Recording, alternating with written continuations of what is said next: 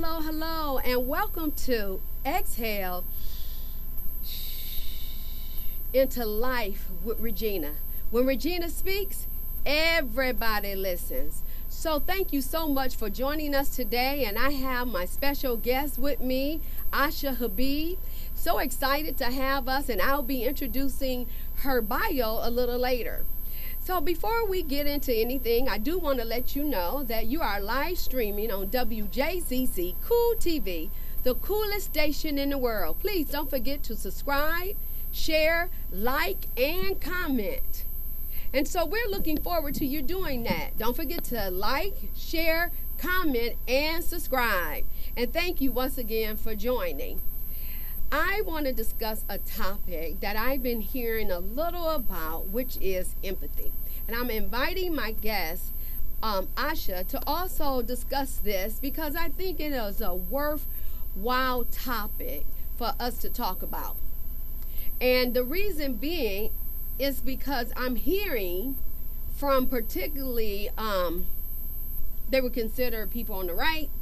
I don't like doing the labeling people on the right, people on the left, but the best way to describe that is people on the right. And they're saying that empathy is useless, that empathy is weak.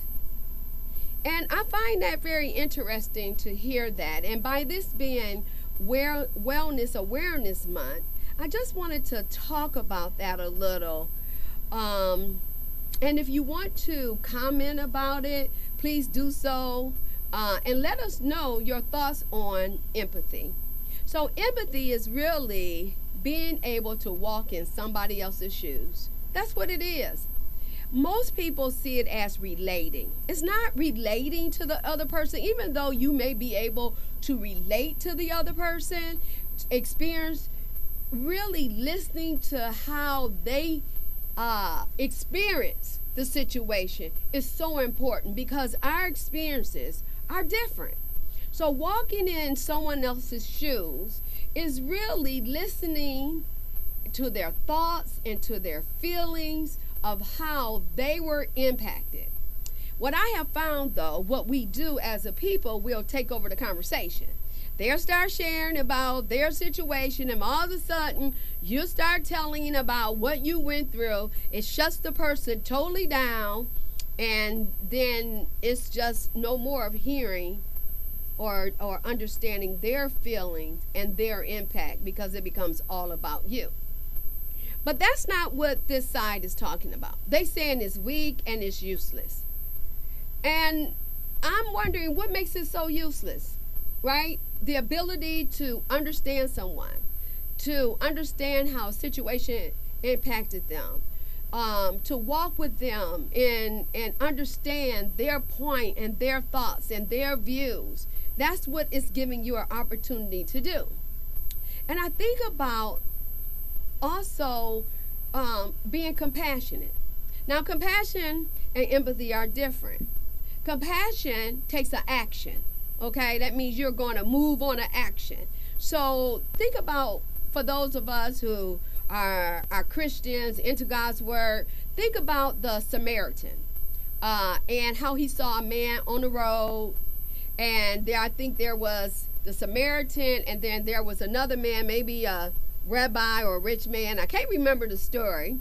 But the Samaritan helped the gentleman, and the other person kept walking as if the person wasn't there. So think about it from that perspective. When you think about, he took an action. He helped him.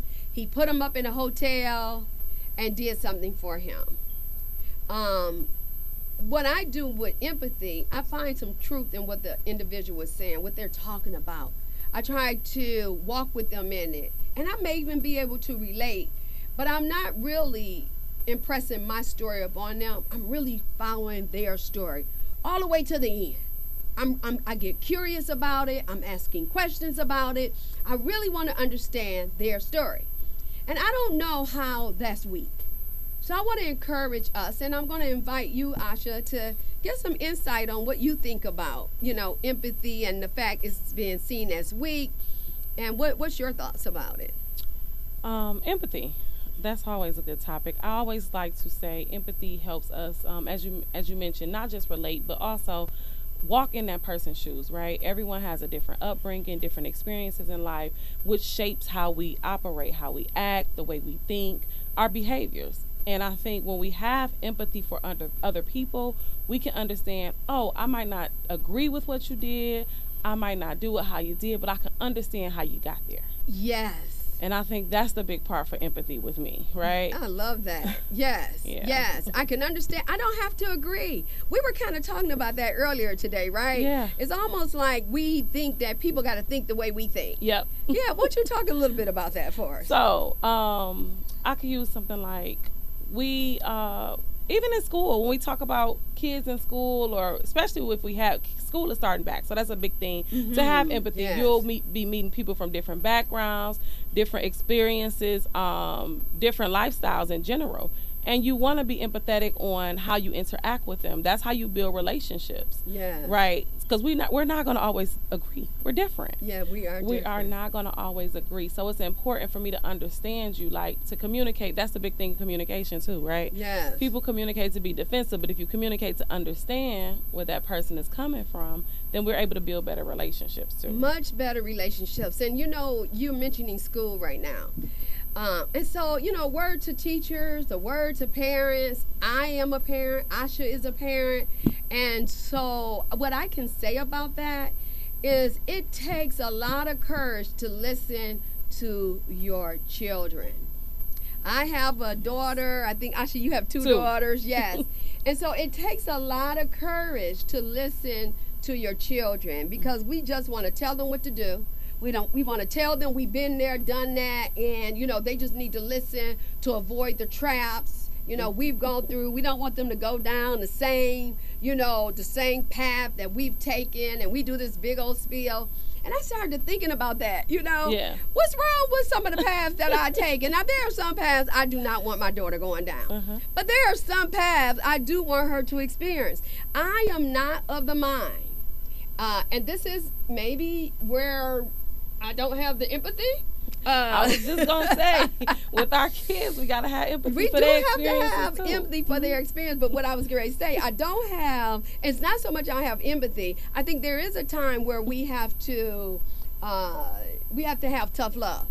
And one of the tough love that I had, because where my daughter was going to school, a lot of kids wore designer clothes and all kind of things, and that was really big, and I wasn't into that. I was into sending her away. Amanda at 10 years old went to Australia. I had her in various programs. My money went there because I figured if I educate your mind, you'll go a long way. And for me, you will go further than me. And so that's what I did. It wasn't about me dressing her. As long as she had clean clothes, nice clothes. Absolutely. That was it for me. But of course, there are times when she thought I was just being mean. Other kids got it, and so that's why I said, well, she probably thought I wasn't having empathy. But I did see a future where you get all that for yourself one day, and she did get some of that. Not necessarily for me now. Her uncles and aunts were into that, and particularly her uncle. Okay, bought all that. But yeah, so you want to comment on some of that? I think it's just different experiences, right? Our children will never understand us. We didn't understand our parents until we started to have kids, and now some of that stuff makes sense, and that's just the way of life. I think it's important that we always, I'm your parent first, your friend second. Yeah. I have a duty to and a responsibility to raise you. Yes. You may not always agree, but always know that it's from love and it's with your best interest in heart. My job is to keep you safe.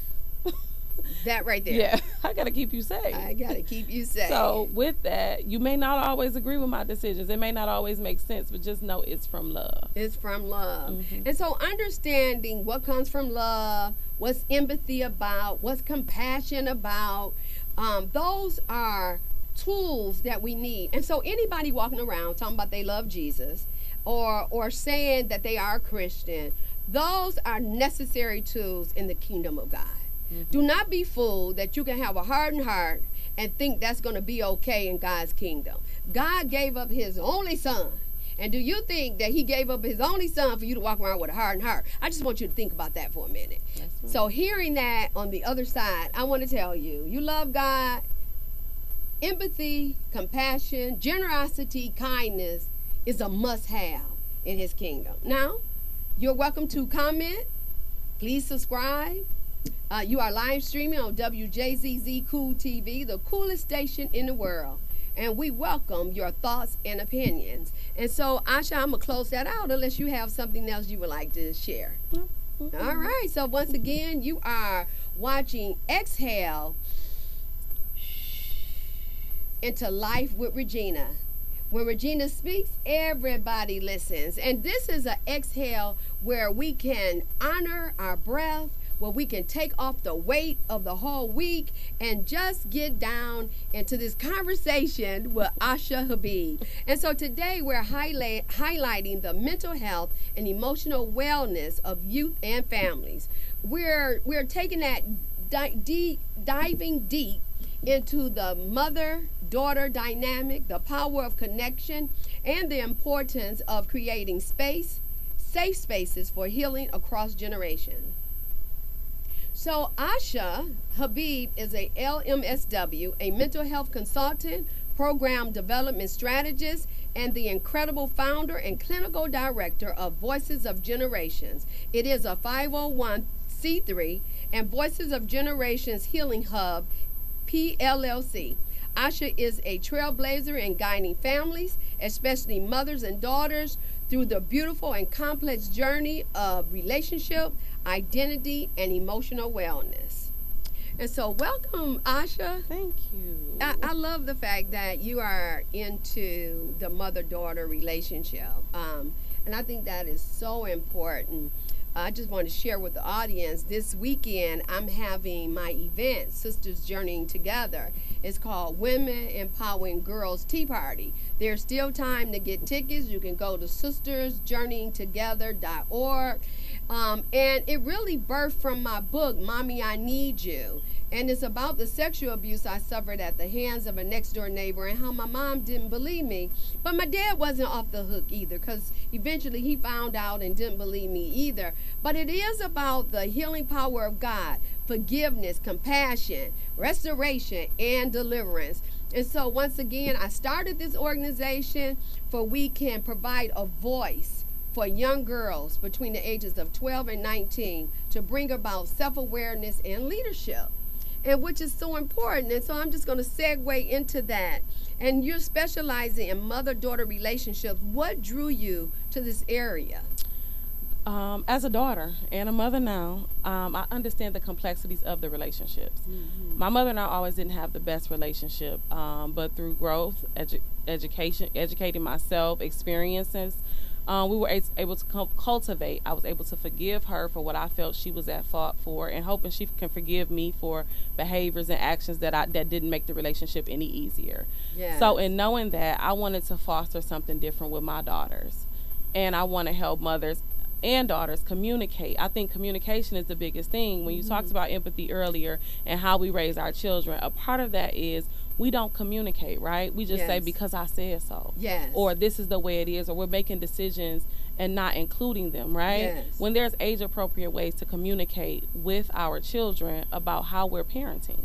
And it's okay to listen to them, hear their feelings out, and have a dialogue with them about what's happening in their lives, because essentially we're affecting them. Yes, I absolutely love that. Well, you're right. Communication is huge. But where do you think some of the breakdowns are when you see mothers and daughters, or even the fathers, even, but just parents in general, and with their teams today? I think the dynamic is always that we're protecting our children. Right? So in the sense of we're protecting our children, we don't want to expose them to certain things, which means we don't have certain conversations. When there's ways to have these conversations, because they are capable of understanding what we're saying. So sometimes parents make decisions and the kid is frustrated and they don't know how to communicate their frustrations, so it shows up in behaviors. And they're like, I don't know what to do with the child. They're not listening. They're acting out. Well, they're trying to communicate something that they don't know how to communicate. They haven't been given the tools, the language. They don't know how to express these emotions. So often we'll hear, she always got an attitude. Well, does she have an attitude, or is she frustrated about something? Yes. Or is she sad about something? Or does she need to communicate something that you just don't understand as a parent? So just helping that, break down that barrier in communication. Learning how parents communicate one way, because we're from a different generation and age group, and children communicate one way, right? So I have to know all the shorthand text when a kid is reading me a story that they wrote at home from homework, from therapy, and I'm like, okay, so this means, all right, what this, all right? So, it's the communication. It's so many dynamics to that communication. It really is, and I love the fact that you're bringing that up, and the simple fact that parents are or can say, because I said so. It gives them no reference. It gives them no ability in terms of a coping skill, and it actually literally turns a child off. And it doesn't make sense to them. It doesn't. I get you said so, but why did you say so? What if you say, because I feel it's unsafe, or because, for example, the clothes, let's use your reference. I would rather give you experiences, because what happens is you learn this and can make, and that would be like, oh, okay, so I don't need the and it instills confidence in them, right? I don't have to have the fancy clothes to be relevant. That's it. There's a conversation. Yes. Yeah. And we definitely had those conversations. So thanks for bringing that up. And as she gotten older, like this morning, she has a little girl now. And so she says, oh, Mom, it's serious business now. I mean, I need to wake up and get her ready and get her to the daycare. I need to be consistent in taking her to the daycare. Yeah, exactly. Now you understand why it's a bedtime, why the bedtime existed. Yes. And so, just even hearing her say that, I said nothing.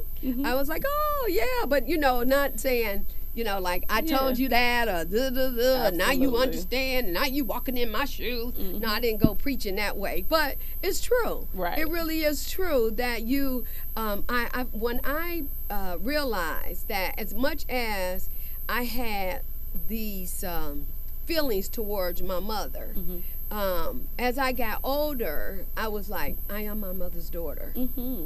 So like a realization. I couldn't believe it, because I knew I was just so different. Right? Yeah. Well, tell me, did you go through that? I absolutely did, and I still do. Sometimes I'll sit back and do some things. I'm like, oh, my mama used to do that. Or I act like my mom, or even my grandmother. I spent a lot of time with her.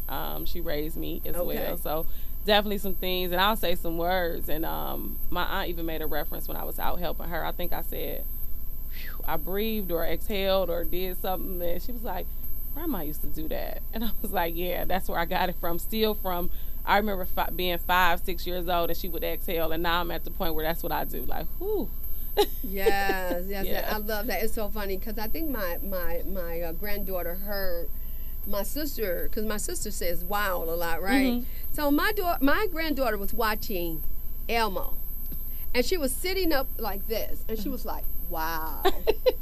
Wow. Yeah. I just looked over, and I was like, oh, this little girl next to me talking about some wow. This is really impacting her. But I'm sure Elmo was impacting her. It blew her away. She couldn't believe Elmo did that. What Elmo did, okay? I thought that was just so cute. So tell us, how can a mother begin to rebuild connection and trust with daughters they feel distance from? I think take the time to understand them, have a conversation. One of the biggest things that I like to push is when the communication is hard, because that's why they text a lot. These social skills have just changed, so they text a lot. So sometimes it's not always easy to have conversations. So first, developing the language. Giving them an emotion chart, right? A list of emotions, and identifying, when did you feel this way? Explain, so you'll know behaviors that are associated with certain emotions that they have. So it won't be always the attitude, or she just mad, or she just upset. So you start to have the dialogue of these different type of emotions that you can have. Overwhelmed, stress. We know when we're overwhelmed or stressed, it comes out like we don't want to talk. They all kind of look the same sometimes, but they mean different things. They do. Another thing is, I encourage notebooks. So when they can't say what they want to say, write it in a notebook, drop it on the bed. The daughter can write back, drop it back on mom's bed, and what happens in the notebook stays in the notebook. Because Okay. sometimes verbal conversations are just uncomfortable.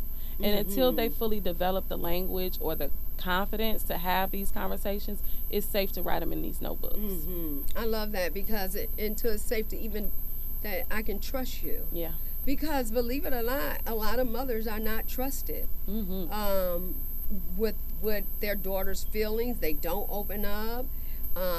They feel like their parents are going to run and tell somebody. I know I was accused of some of that, and when I felt frustrated, and I tried to have my little private conversation, and she said, "I'll never tell you nothing again." Yeah.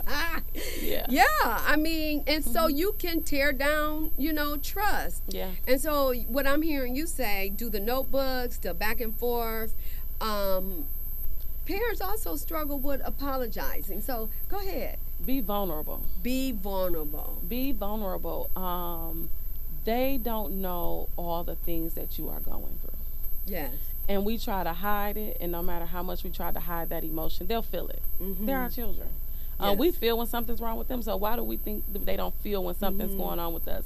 So be vulnerable. A lot of times, especially in our community, and it's even more with single mothers, we have the strong black woman, that narrative.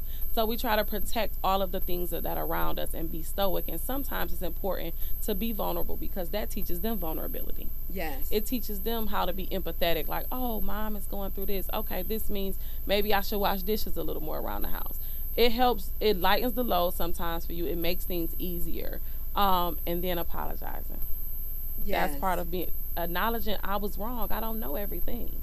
This is my first time being a mother, of a 24 and an 18-year-old in 2025. Yes. I don't know all the things that go with it. And this is their first time being my daughter at this age. So sometimes it's a little, hey, I didn't know. I'm sorry. What can I do to do it different, to do it better, to help you, to support you? Having that it's just always the conversations for me. It is. It really, really is.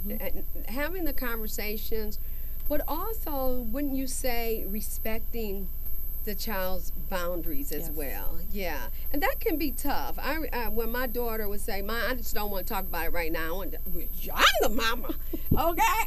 I'm the mama." And I began to understand. Okay, you know what?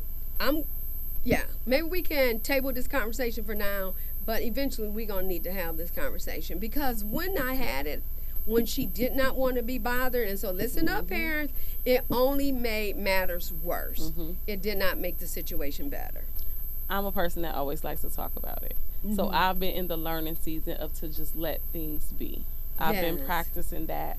And I think that with that, though, there has to be a conversation to honor your feelings. Well, for me in this situation that I like to talk. So to honor that, there has to be a conversation of, okay, we'll table this, but how long? That we have to have an agreed upon time. Okay, I'll give you time, but how long do you need?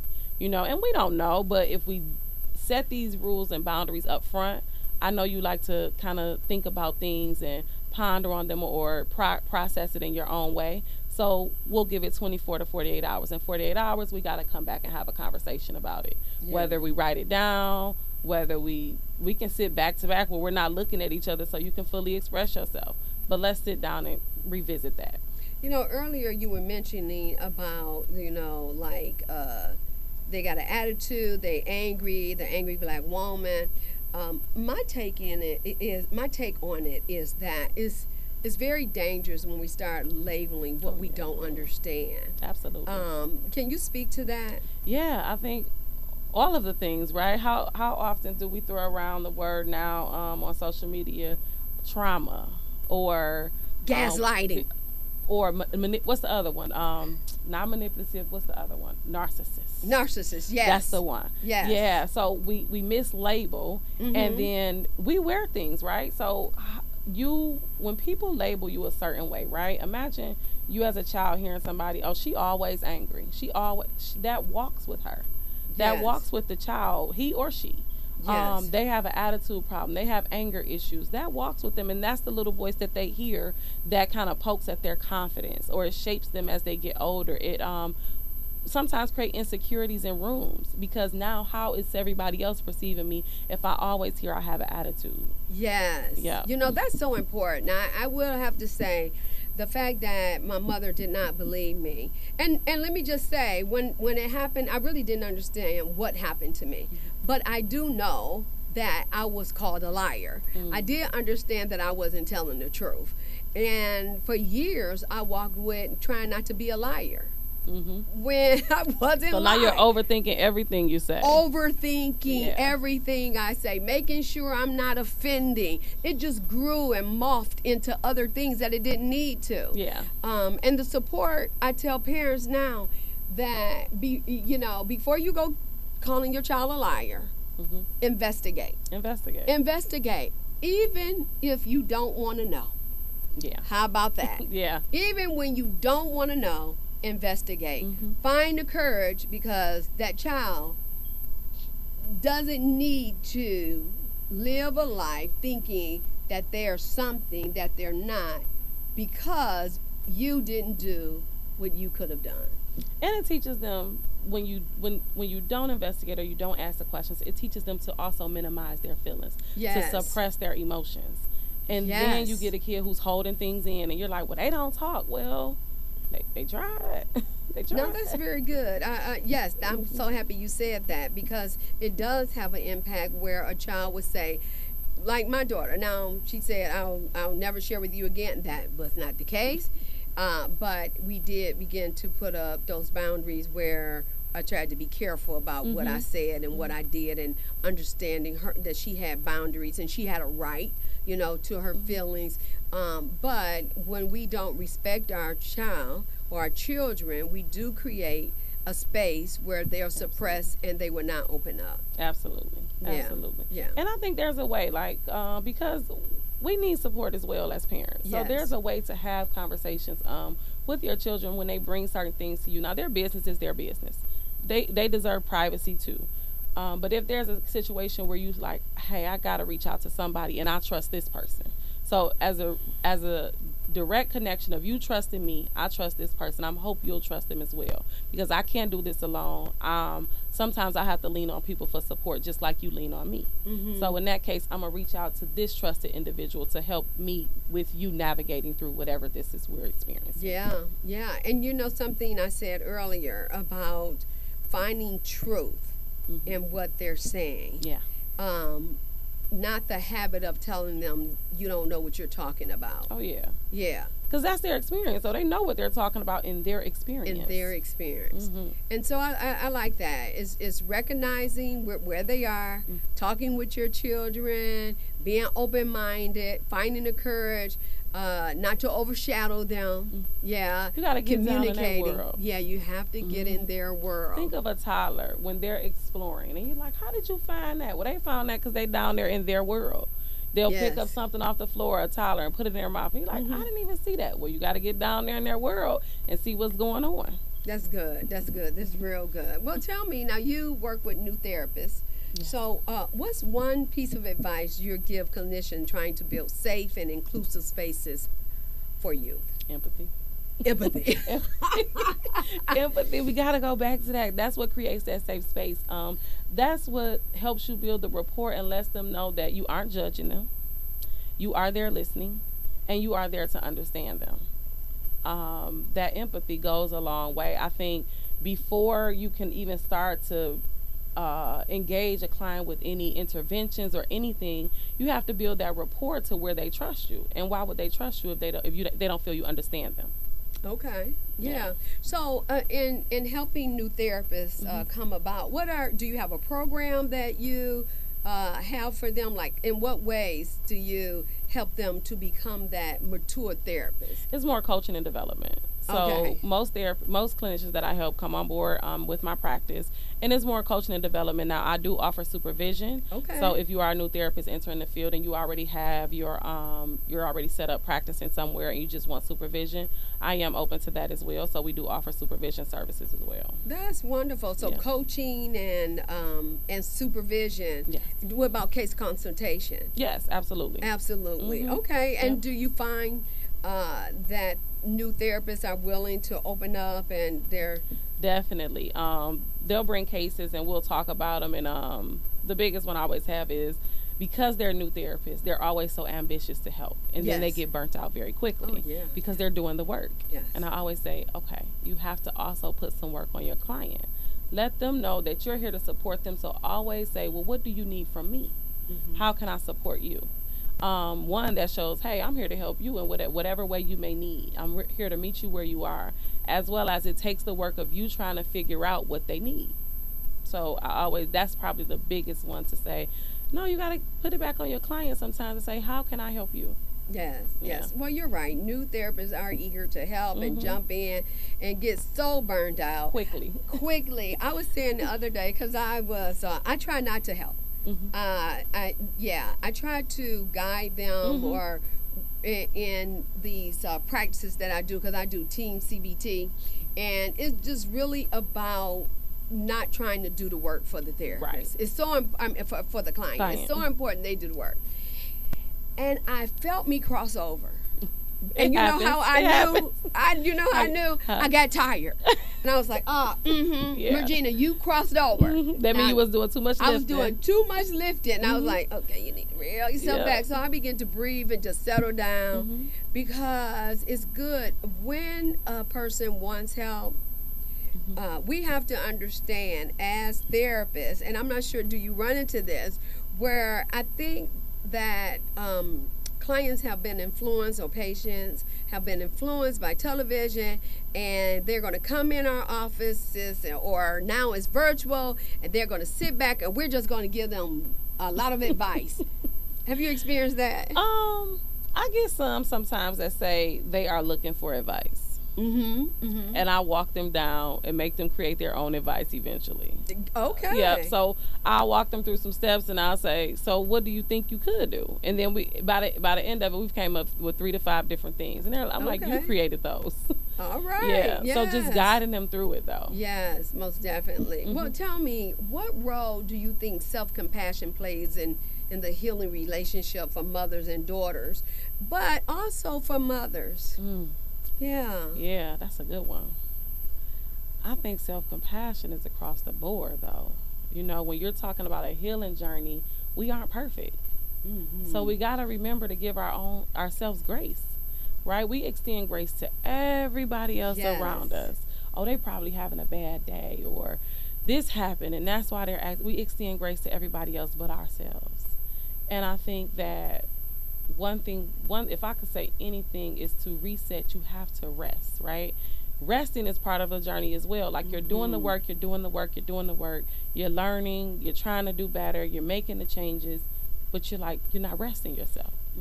How do you rest? And I think self-compassion is so important in that, right? To recognize when you have to rest. Yes. Yeah. You know, I totally agree with you, because when you think about self-compassion, you take the gloves off of yourself, those hardened gloves, or you can remove those judgments that you place on yourself, or what you think others are saying about you. You know, we have the tendency to allow people to live in our heads. And so being able to have that self-compassion, like you said, it's across the board. And so it's in every area of your life. That you have to accept that you're human. And if you need some affirmations, to repeat them to yourself, to remind yourself of where you are, like, I'm okay. I did the best I could. If you did the best you could, right? We're not going to lie to ourselves, though. Yes. But when you lay down at night or wake up in the morning, you set your intentions to do the best you can. And I think that's the self-compassion there. I've done my best. Yeah. Maybe I'll do more tomorrow, but today I gave it my all. Yes, that's important, because that's today. Today. Yeah, today. Yeah, today. Tomorrow got to get here. Yeah, tomorrow got to get yesterday here. Is gone. Yes, and I may show up a little different, because I grew overnight. Or I rested. That's it. Yeah. You know, it's so important to talk about rest. I want to bring us back to that, because when I was going through my healing, rest was so important for me. As a matter of fact, when I was going through my healing process, I was not working. I did not work, and I was able to get that rest, but I felt guilty for resting. And in the Bible, it talked about rest. Even Jesus rested. Yes. Yes. And now if he had to rest, what makes us think we don't? That is so true. And yet we don't give ourselves that break to rest. Mm-hmm. We think we ought to just be perfect. So go ahead. There is always something on the to-do plate. As an adult, you will always have something to do. Yes. There will never not be a moment where you don't have anything to do. Mm-hmm. And it's okay to put that on the to-do list for tomorrow.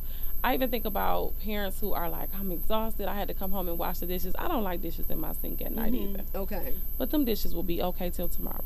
All right now. Put them at the top of the list for the next day. Mm-hmm. If you need rest that bad and you want to go lay down. You have done a lot for today. Mm-hmm. Parents have done a lot. If all you do is get through today, it was enough for today. Let's try it again tomorrow. That's right. Yeah. That's right. And even just a little bit more talking about rest. It rejuvenates your mind. Mm-hmm. And you mentioned grow. It helps you grow. It really helps you to get a different perspective when you take out time to rest. Think about the things we've done when we're tired or when we're trying to hold a conversation. You're like, wait a minute, we're getting jumbled in our brain or can't think straight. And it's like, I got to take a nap.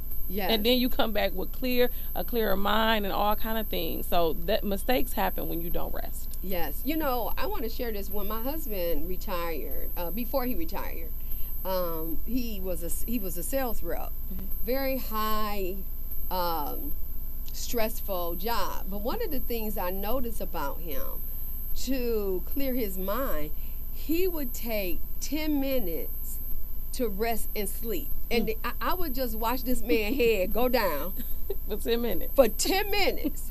And then he would, that was a rest for him. Mm-hmm. And he had maybe 2 or 3 times throughout the day he would do that. Mm-hmm. But I would just watch his head go down.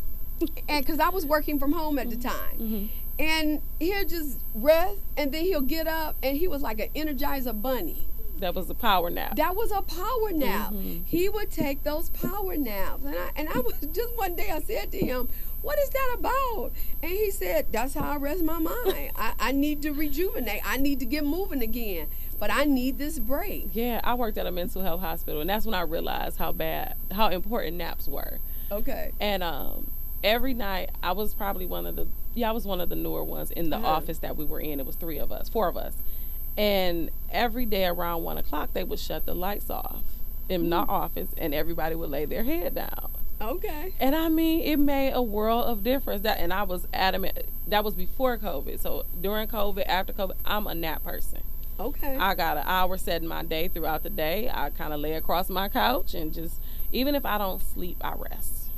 Okay. I rest my brain.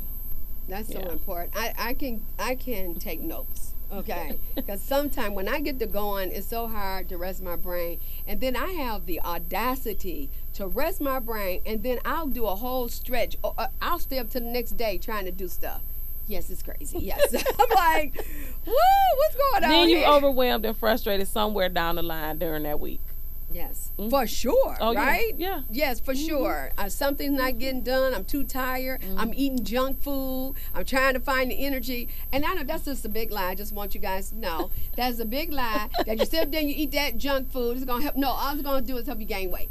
Okay? And you're going to crash. And that's it. I'm going to crash. Mm-hmm. And finally, I do. And I'm like, Regina, come on. Okay? Yeah. We gotta organize this a little better. Right. So, but that's finding that self-compassion even in that type of behavior. Absolutely. Giving oneself a break. We are human.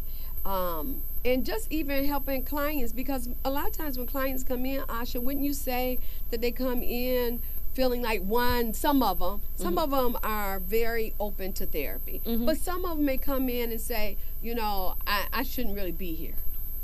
Yeah. I haven't had that one. I have had them, yeah. I have. Well, I shouldn't be here. Or, I haven't had that I've been trying to handle it on my own. I've had that one. Yeah, I've had that one. Okay. And I'm always kind of direct, so my approach is you have to be there. But I'm always kind of like, well, why are we here? And we just have conversations. That's how I always start out. We're just going to have a conversation. We're just going to kick it. What's going on? What's happening that led you to dial this number that you don't think you need to be here? Okay. What happened? And then we just kind of have a good rapport and just talk about it.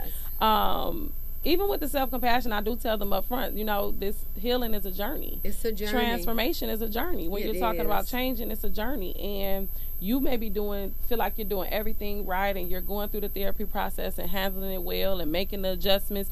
And then you slip up and you backslide, right? But you've been doing something the same way for 20, 30, 40 years. That's so true. And if you've been doing it the same way and now you're trying to make changes and you get it right, let's say 20 days in a row. And then you have 3, I don't call them bad days, but human days, where you're not doing the work or making the changes like you should. It's okay. It is okay. You know what? And just even talking about, making a decision to come into therapy, one of the things I share with my clients is because I give homework. You have homework, yes, and you have to do reading, listen to podcasts. You have to participate in your therapy. And I tell my clients who say, well, my life is busy, when you came into therapy, your life was busy then. So therapy is an interruption into one's life. It is not like, okay, I can do therapy now. I'm ready. Let's go. Yeah. No, it doesn't like that at all. You had to find a way to work it in. And because you were in pain, you came. And it's going to require something from you. It's going to require something from you. It is. And it's a sacrifice, right? It is a sacrifice. Anytime we're talking about making a shift or making changes, we are sacrificing something. We are changing something. We are. Whether it's something good or bad, we are exchanging this time for something. So it's a sacrifice. It's a sacrifice. How bad you want it? How bad do you want it? Yeah. And I share with my clients, and I shared this the other day with someone. I said, my healing became like my breath. I put my hand over my mouth and I said, I couldn't live without it. Yeah. That's how bad I wanted my healing. Absolutely. I couldn't live without it. I can't live without my breath. Yeah. I couldn't live without my healing. Yeah, because I was tired, as they say, of being sick and tired. Okay? Yeah. Well, tell me something. You're a daughter, we talked earlier of, you're a mother of 2 daughters. Yes. And how has your personal parenting journey shaped the way you show up for your clients and the community? Ooh, I get it. I understand. I understand. If nothing else, I think I understand it from both ways because I was that daughter.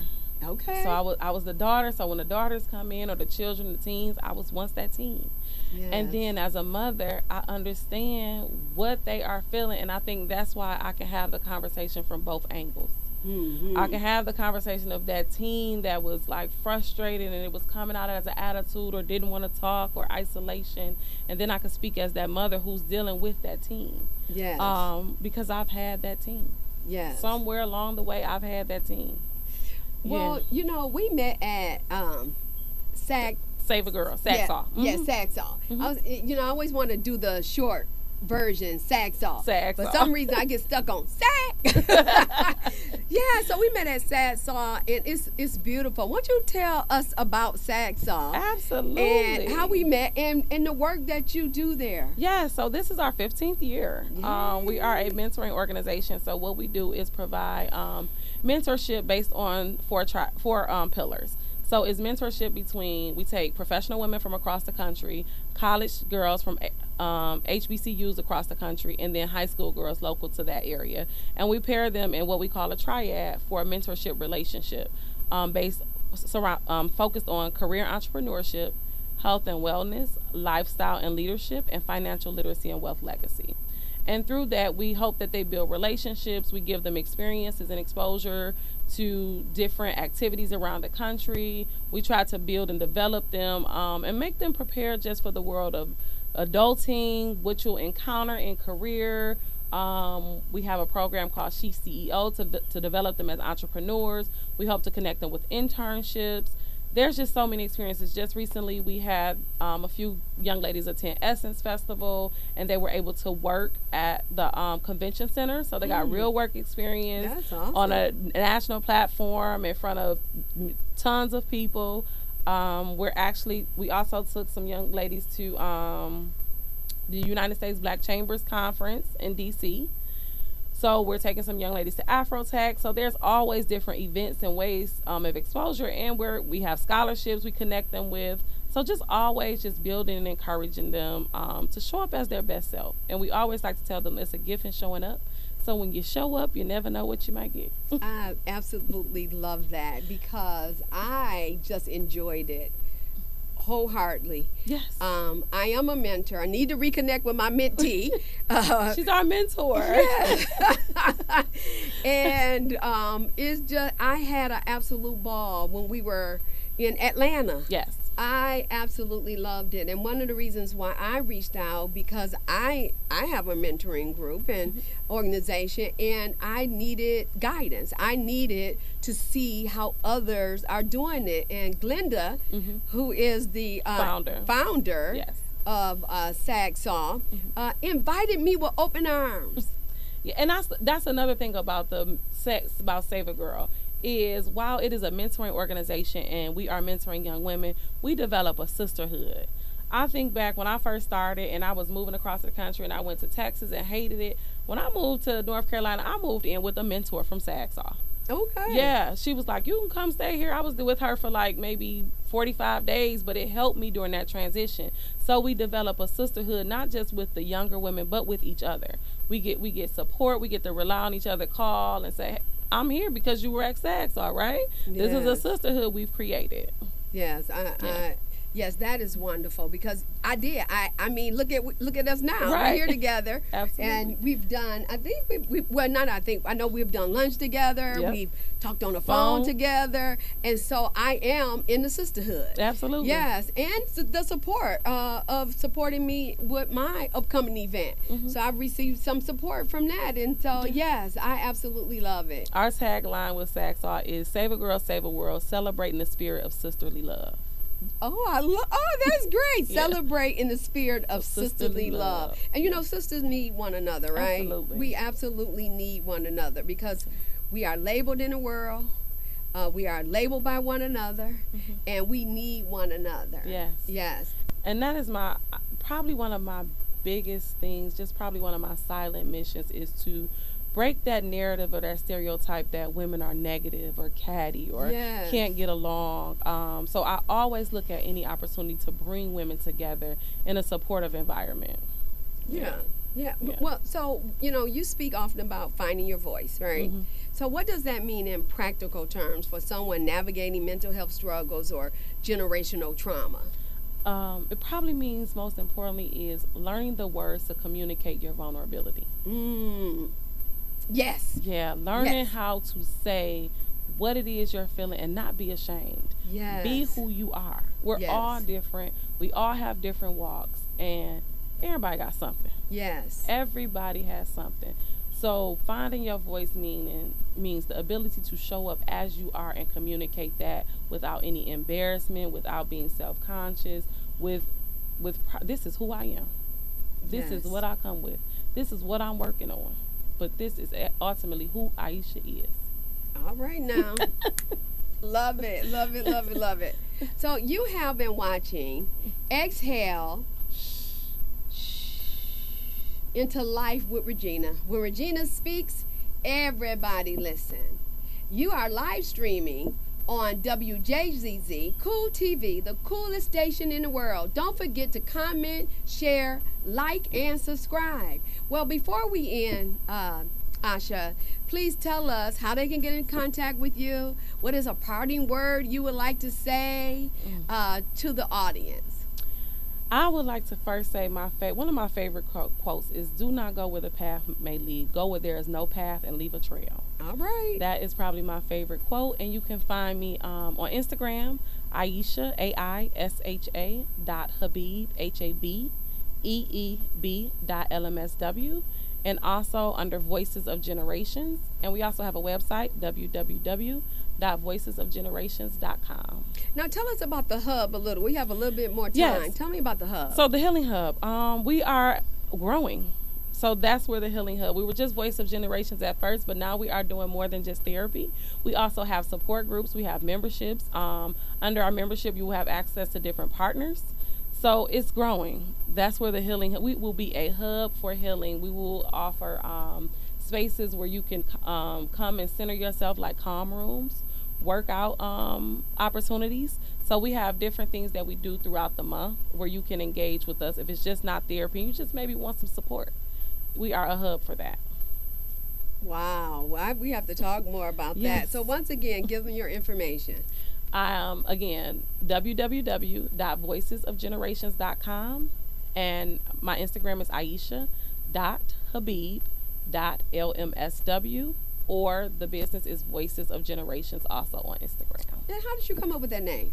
I think that just the generations learning to communicate with each other. I'm always on that communication. Like, I want to understand what's happening. So what's happening in your generation, in this generation. So every generation has a voice. Yes. And I think that is what sometimes the disconnect is, because we'll talk about, oh, they're a boomer, or they're a millennial, or they're, what's the other one? Yeah. Yeah. So they're X, all okay, all these girl, generations. right. And it's like, well, how do we connect them? And that's with our voice.